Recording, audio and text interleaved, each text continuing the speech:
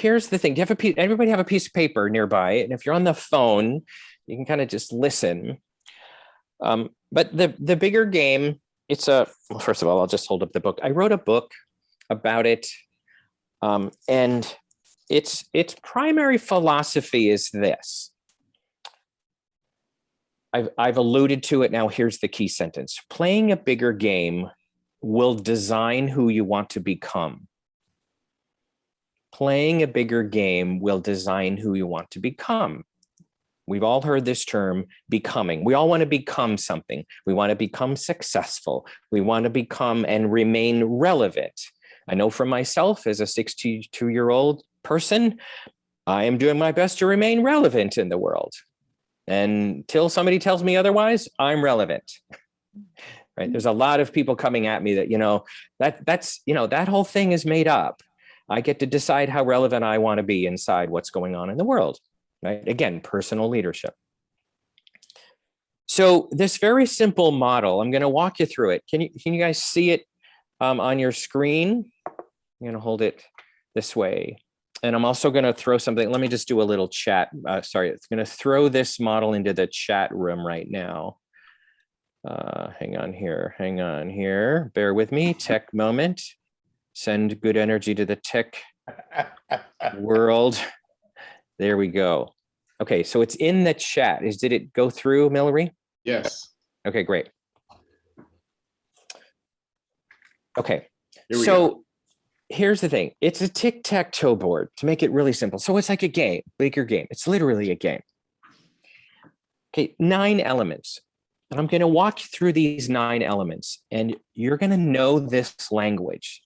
The difference is the combination that I've created with them, and also the conversation that's going to come out of this model is the key part. Because again, conversations are designing your life. Okay, so I'm going to walk you through this. So if you have a piece of paper at home, just make a tic-tac-toe board. In the upper middle square, just write the word hunger. Hunger. Again, you're going to know these concepts, not radical. To play a bigger game, you got to be really hungry. You got to really want something. You've got to let yourself want it without knowing how to get it.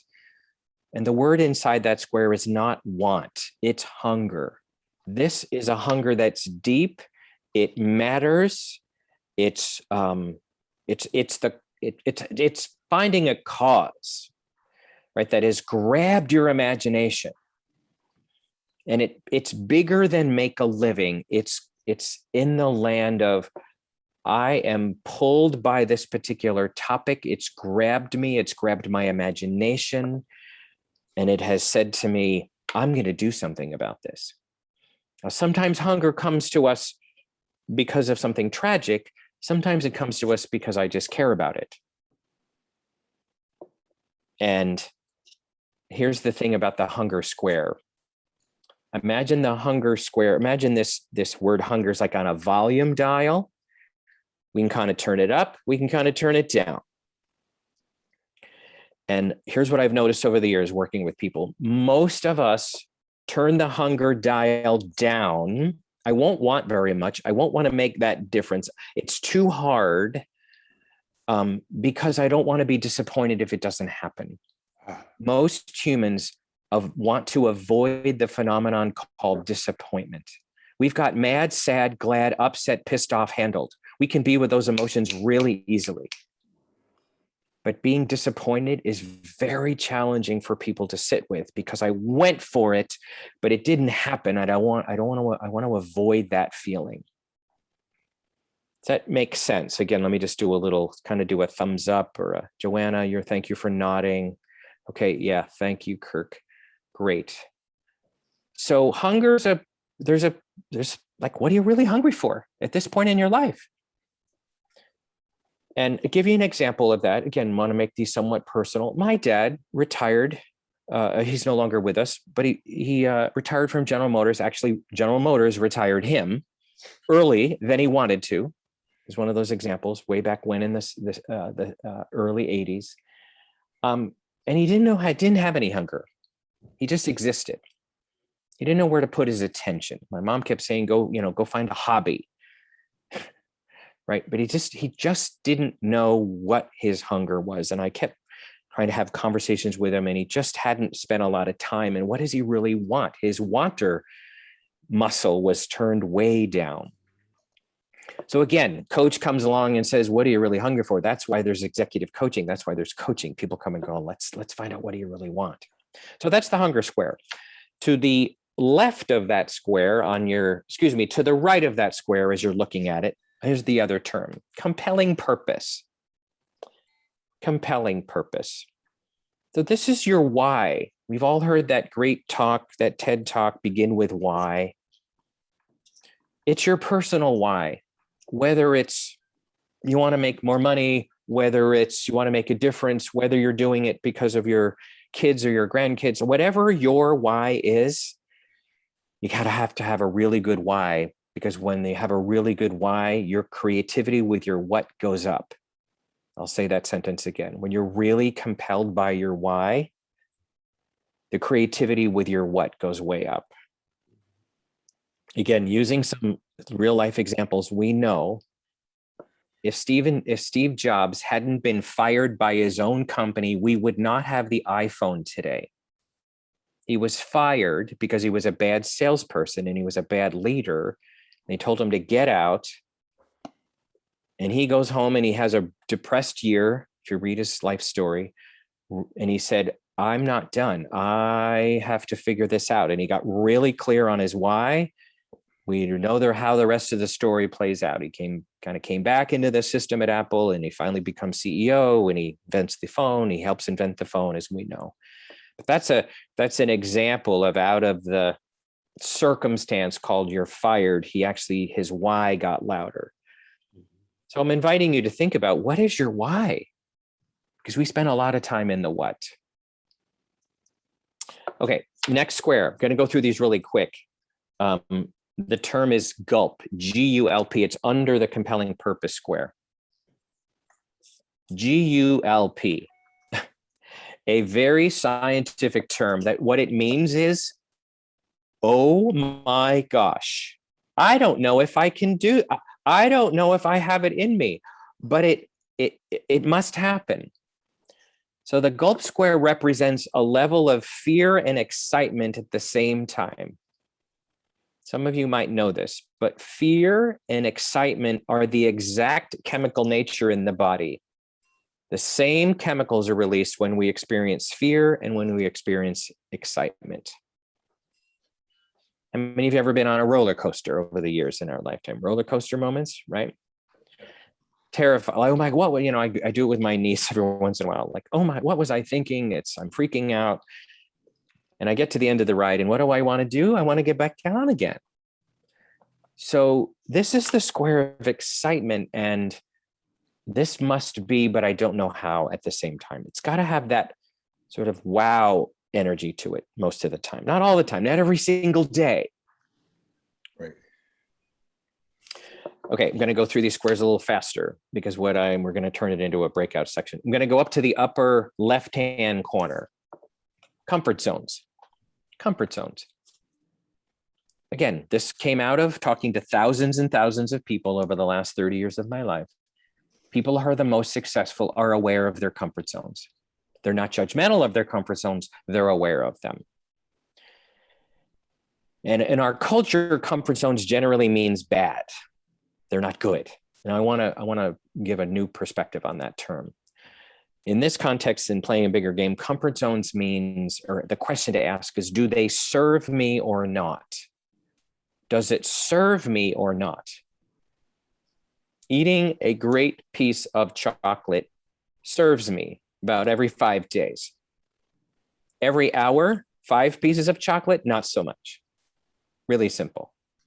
Brushing my teeth every day, comfort zone. Please continue to do it. Worrying and being anxious, which my dad did all the time. He just lived anxiety. A comfort zone that didn't serve. Cost him his life. He died early because of it. I know he did. So comfort zones is a square that you get to look at your behaviors, your thoughts, your daily habits, your conversations, and to just assess them and go, do they serve me or not? Which leads me to the next square, assess. Right underneath comfort zones is assess. It asks the question, how's this going? Is it working? If it is great, if it's not, what do I need to do different? Not complicated, but it doesn't say judge or vote or be hard on myself or shame myself, but assess is a very neutral square. Just how's it going? Okay, then I'm going to go to the ally square, bottom middle square in the bottom row. I'm showing it on my camera as best as possible. This is the square of allies. You're a part of an organization called 40 Plus. You are allied. They are your allies in supporting you with this, what's next in your life, whatever that might be. So allies, we need allies. Of course we do. We need people to talk to. We need people to come along and say, yes, you can do this. We need people to complain to. We need those friends. We all need those people. I want to double click on allies and make it a little bit broader and wider and give it a little more breadth and depth. Hannah, how many of you have a particular faith that you lean into, maybe even daily, right? Ally, that's an ally. How many of you have a pet? Anybody have a pet, like a dog? Or that's an ally. How many of you, like when you're with your dog or your cat, it calms us down. Or it takes me, they take me for a walk. Thank God I have a dog because I go for a walk. Right? So allies is not just people. Here's the other perspective on allies. When you play a bigger game, what I know you're going to create around us, what I know I create around me, is many people are going to think I'm crazy. You can't do that. That's never been done before. Those are called the naysayers. Naysayers are allies. How many of you are motivated by the naysayer? Tell the truth. Like if somebody says you can't do it, anybody go, I'll show you. Mm-hmm. We need those people. And I'm always telling my clients, stop looking for the yes people. Go find some no people. Go find some people who think you're crazy. Because those people are going to be the ones to help you market better. They're going to actually motivate you to go, you know what? I'm going to show you. I'm so excited by your thinking I'm crazy. Right? So there's a continuum in the ally square. People who think you're like amazing, yes, go for it, all the way over to the people who think you're a little bit nuts. Here's an example. So we're in almost full 2 years of this pandemic. So in my business life, pandemic hit. My workshop life, my speaking life, about 80% of it canceled within 48 hours. Classic, right? 48 hours, just email, cancel, right? So I got to figure this out. So what do? I go online. I go online, I figure out, I turn this into how do I do Zoom calls better? This Zoom thing is like, what's this Zoom thing? Zoom became my greatest ally. I'm doing an event this week, by the way, 2 days from now, I'm going to talk to you about it. There's 150 people coming from around the globe to this event, a 3-day, highly interactive event. Why I'm telling you that is the pandemic, there's lots of different perspectives on this pandemic, but I know, Benita, you were referring to this earlier. If this hadn't happened, I would not be speaking to people around the globe like I am now, because my events used to be live. Now they're live, but in Zoom. So Zoom is my ally. Now I got people from around the world are my ally. I had a lot of people tell me I was crazy. This isn't going to work. People are not going to want to be on Zoom for 3 days. I've completely busted that paradigm. So I just share that with you as an example of the allies that are around me and around you that you just aren't even aware of. Okay, next square, investment.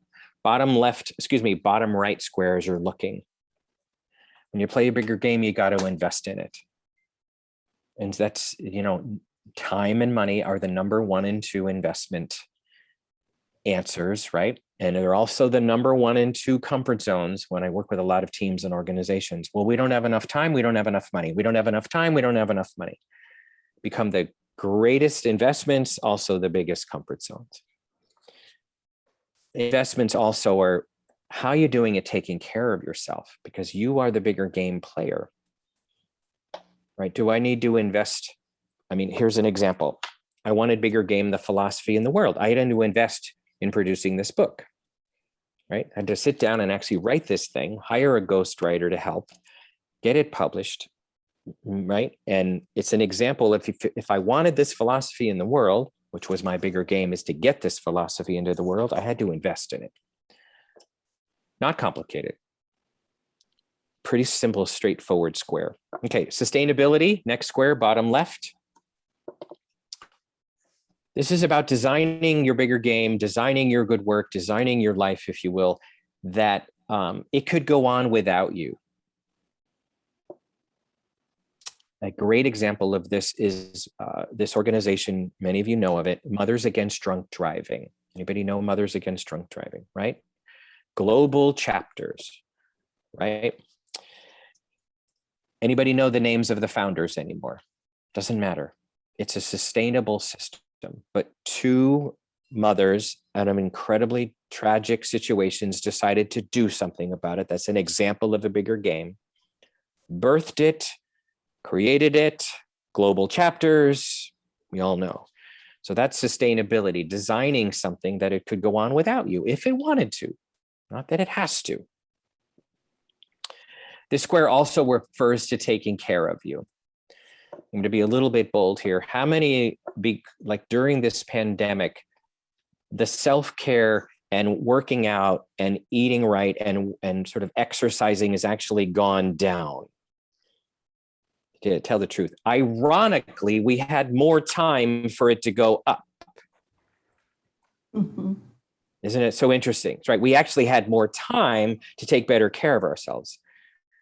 No judgment, just to notice, oh, that's a comfort zone. I actually sort of went the other way.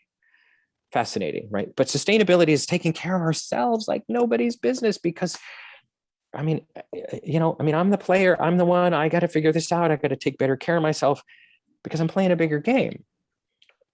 And here's what I've noticed in the self-care territory.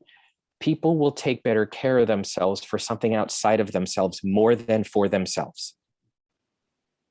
If you have a really good reason to take care of yourself because of you're up to something bigger than yourself, you'll take better care of yourself. And we do, that's the way it mostly works, especially with family. For the sake of family, I want to be here on the planet as long as possible for my kids and my grandkids. I got to take care of this thing for the sake of my family. That's an example of the sustainability square and taking care of yourself. So final square, bold action in the middle. Again, this is not radical, these concepts, but without bold action, it's just another nice conversation. And for you to think about for a second, what's the operative word for you in bold action? Is it bold or is it action? Whatever answer is your answer. And sometimes we have to do something bold to jar and disrupt my business as usual life. I dare say an example for me in our country in particular, it's happening globally from what I understand. This bold action of wanting to live and move where I really want to live is happening right in record numbers. That's bold action. People are disrupting their lives. I am moving. I am selling my house because maybe I get more money for it. There's a million reasons, but that's a huge disruptive moment. Yep. That's bold action that's come out of this particular situation. So, okay, there's this very simple model. And again, it is not rocket science. But what I want you to do right now by yourself for just a few seconds, I want you to think about where are you on this bigger game board? Because here's the philosophy. You're somewhere on this game board right now. You're hungry for something to be different. You have a compelling purpose or you don't. You don't even know why you want to do this, or maybe you do. It's time to get more help, allies. It's time to invest deeper. It's time to take better care of myself and like finally join the gym that I've been thinking about forever. Whatever it is, you're somewhere on this game board.